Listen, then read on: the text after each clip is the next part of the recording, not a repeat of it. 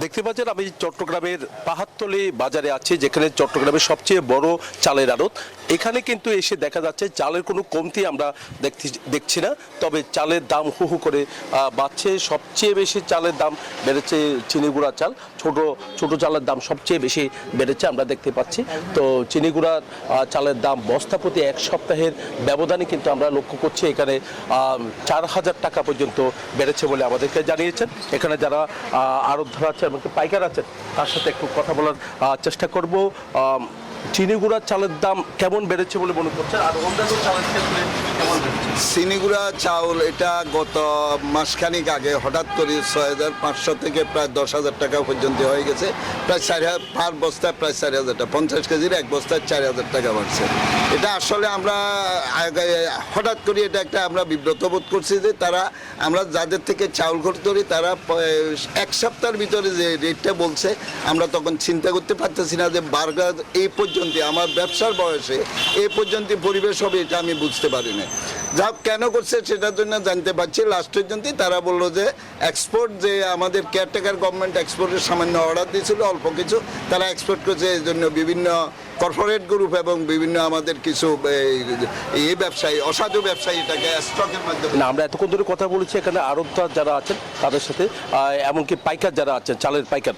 তো তারা যেমনটা জানিয়েছেন যে চালের দাম যেভাবে বেড়েছে, একই সাথে সবচেয়ে বেশি চালের দামটা বেড়েছে চিনিগুড়ার চালের দাম। এই ছিল আমার এখানকার সর্বশেষ। ফিরে যাচ্ছি স্টুডিওতে আপনার কাছে। জয়, ধন্যবাদ আপনাকে। ধন্যবাদ আপনাকে। আমি আছি এখন রাঙামাটি ফিশারি ঘাটে। 6:30টায় রাজস্ব আদায়ের পর ঢাকার উদ্দেশ্যে ছাড়া হয়েছে রাঙামাটি কাপ্তাই হ্রদ থেকে আহরিত মাছ। দীর্ঘ 3 মাস 16 দিন পর রাঙামাটি কাপ্তাই হ্রদে মাছ শিকার শুরু হয়েছে, যার কারণে ফিশারি ঘাট এবং কাপ্তাই হ্রদে মৎস্যজীবীদের কিন্তু কর্মব্যস্ততা শুরু হয়েছে। রাত 12:01 থেকে জেলেরা কাপ্তাই হ্রদে মাছ শিকার শুরু করে এবং রাত 1টার সময় এই ফিশারি ঘাটে মাছ এসে অবতরণ করে, এখান থেকে প্যাকিং করে এবং রাজস্ব আদায়ের পর মাছগুলো রাঙামাটি থেকে ঢাকা এবং চট্টগ্রামে রপ্তানি করা হয়। ব্যবসায়ীরা কাপ্তাই হ্রদের মাছ আহরণ করার পর এই মাছগুলো দেশে বিদেশেও কিন্তু পাঠিয়ে থাকেন। দীর্ঘদিন বেকার থাকার পর রাঙামাটির 26,845 মৎস্যজীবী আসলে খুবই আনন্দিত এবং তারা এই কর্মব্যস্ততা, কর্মযজ্ঞ ফিরে পেয়ে তাদের মধ্যে একটা উচ্ছ্বাস কাজ করছে। এক কথায় বলা চলে রাঙামাটি ফিশারি ঘাটে উৎসবের আমেজ বইছে, কারণ এই মাছ দেখে, যেহেতু কাপ্তাই হ্রদ থেকে মাছ আহরণ শুরু হয়েছে সবে মাত্র,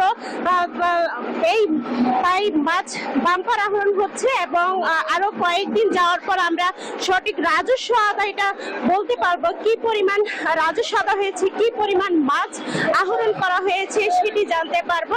এখন পর্যন্ত কাপ্তাই হ্রদ থেকে মাছ, আহরিত মাছগুলো ঘাটে আসা শুরু হয়েছে, চলছে কর্মযজ্ঞতা এবং এখান থেকে সারা দেশে মাছগুলো সরবরাহ করা হবে। তো রাঙামাটি থেকে এই ছিল আমার কাছে সর্বশেষ তথ্য। ফিরে যাচ্ছি স্টুডিওতে। জি, ধন্যবাদ মোমো আপনাকে। Bashundhara public school and college 2026 শিক্ষাবর্ষে ভর্তি চলছে।